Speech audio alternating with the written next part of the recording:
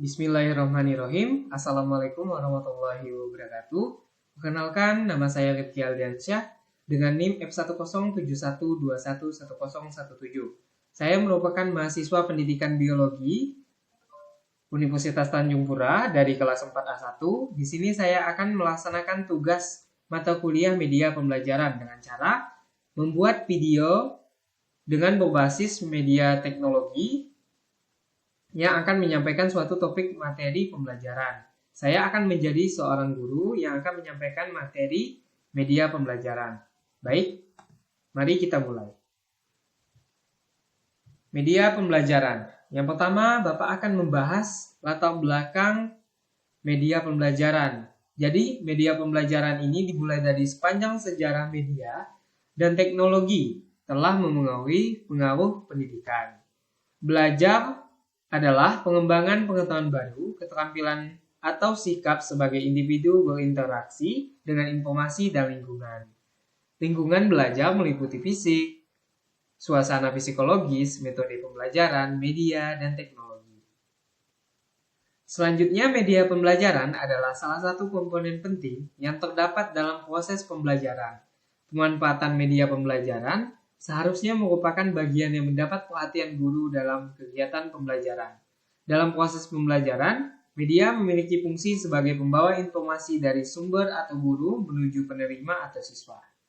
Jadi, dari yang telah Bapak bacakan tadi, yaitu latar belakang media pembelajaran, yaitu sangat bergantung pada keadaan zaman yang saat ini kita tempati. Zaman kita saat ini yaitu teknologi sudah sangat banyak berkembang. Jadi banyak media pembelajaran yang dapat digunakan. Selain jenis media pembelajaran sederhana, kita juga dapat menggunakan media elektronik dan media pembelajaran yang lainnya. Untuk apa? Ya, untuk mendukung efektivitas dari kegiatan pembelajaran. Ini juga bermanfaat sebagai hal yang baru yang bisa dicoba dan tidak membosankan. Selanjutnya, media pembelajaran ini, ya betul sekali, merupakan komponen penting dalam pembelajaran. Karena dengan adanya media pembelajaran ini, guru yang menggunakan media pembelajaran akan sangat mudah atau terbantu dengan menggunakan media pembelajaran dengan menyampaikan informasi kepada siswa. Jadi, harapannya siswa dapat memahami lebih dari metode ceramah ataupun tanya jawab. Mungkin guru bisa menggunakan media realia sebagai pemahaman konsep yang betul-betul memang bisa dipahami oleh seorang siswa.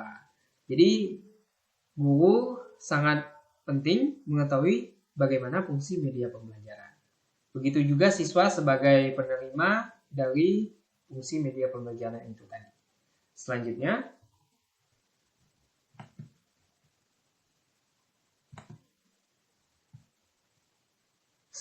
ada fungsi media pembelajaran terletak di antara guru dan siswa sebagai perantara dalam menyampaikan pesan atau disebut sebagai bahan pembelajaran. Pernyataan tersebut bisa kita jelaskan dengan melihat gambar yang sudah Bapak tampilkan ini. Guru berada di sebelah sini, yang artinya guru sebagai sumber yang akan menggunakan media pembelajaran sebagai pembawa pesan. Pesan ini artinya sebagai bahan pembelajaran atau hal-hal yang ingin disampaikan oleh guru dengan melalui media pembelajaran. Selanjutnya, penerima pesan tadi yaitu siswa. Bagaimana siswa memahami konsep media pembelajaran itu sangat penting dalam keefektifan media pembelajaran. Jadi jangan sampai salah ya. Media ini berada di tengah antara guru dan siswa. Baik, selanjutnya. Nah, setelah menjelaskan beberapa latar belakang dan pengertian, kedudukan juga, Bapak juga akan menyampaikan media pembelajaran dari para ahli. Jadi, sebelum kita mengenal media pembelajaran, sudah banyak orang yang mengenal media pembelajaran. Yang pertama itu ada Briggs, tahun 1997. Media pembelajaran adalah sarana fisik untuk menyampaikan isi atau materi pembelajaran. Yang kedua ada dari suatu organisasi yaitu National Education Association yang pada tahun 1969 dengan menyatakan bahwa Media pembelajaran adalah sarana komunikasi dalam bentuk cetak maupun pandang dengar, termasuk teknologi perangkat keras.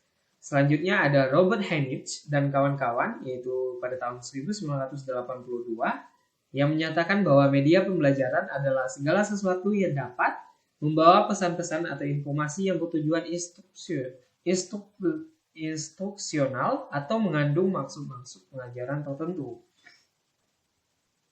Oke, jadi Bapak harap dengan adanya pandangan beberapa ahli, ini menegaskan bahwa media pembelajaran ini betul merupakan suatu metode pembelajaran atau hal yang sangat penting dalam kegiatan pembelajaran. Selanjutnya ada jenis-jenis media pembelajaran.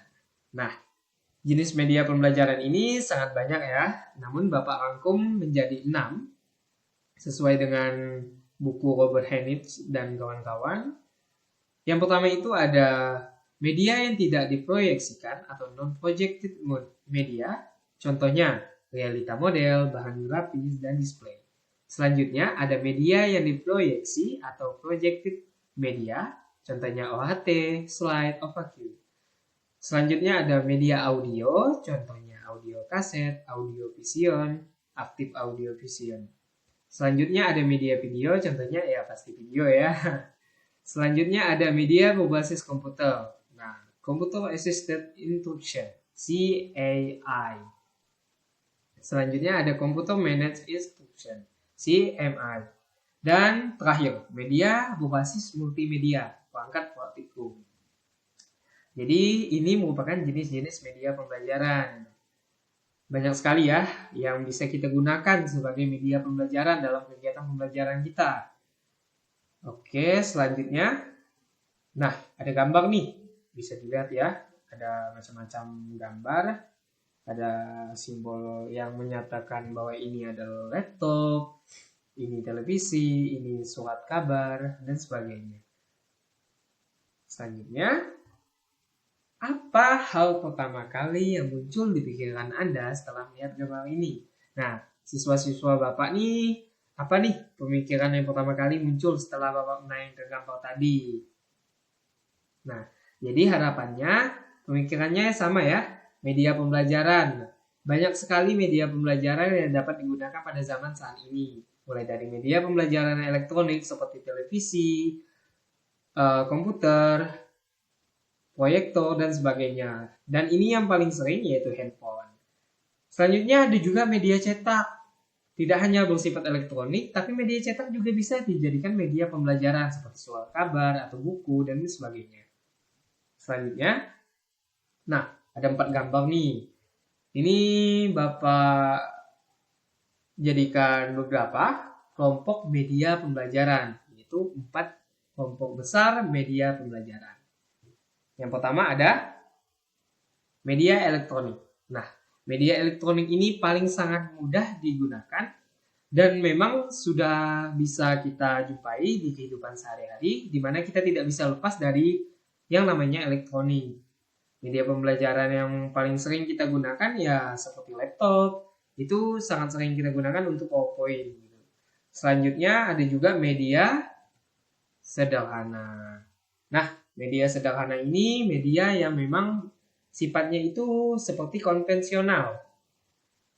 Ini media yang memang dibuat dari hasil tangan manusia dengan cara kreativitas dan memang menggunakan bahan-bahan yang mudah dijumpai dan tidak bersifat mahal seperti itu. Selanjutnya ada media realia. Nah, media realia ini merupakan media yang sangat umum digunakan dalam media pembelajaran. Kita bisa membawa media realia sebagai contoh dari satu materi. Misalnya, kita membawa kelinci dalam mata pelajaran biologi. Bagaimana cara, apa saja yang dimakan kelinci, apa makanan kesukaannya. Kita bisa mencoba memberi kelinci tersebut kan, kalau misalnya kita gunakan sebagai media pembelajaran. Atau mungkin kita bisa menggunakan fotosintesis dengan cara menggunakan analisis vegetasi yang bisa disebut analisis gelap atau analisis terang. Selanjutnya ada Media grafis. Media grafis ini biasanya sangat berkaitan dengan itu ya, dengan angka gitu. Jadi kuantitatif pasti ada grafis gitu. Oke, jadi itu saja materi yang dapat Bapak sampaikan. Semoga dengan materi hari ini anak-anak bisa memahami media pembelajaran, dimulai dari pengertian media pembelajaran, fungsi media pembelajaran, kedudukan media pembelajaran, dan jenis-jenis media pembelajaran. Semoga dengan adanya materi hari ini, anak-anak juga bisa mencoba berbagai media pembelajaran yang bisa digunakan saat kegiatan pembelajaran. Jadi, kita tidak hanya terpaku dengan metode ceramah atau metode yang tradisional gitu, yang konvensional. Baik, mungkin dari Bapak hanya itu saja. Sekian dari Bapak. Wassalamualaikum warahmatullahi wabarakatuh. Sampai jumpa minggu depan.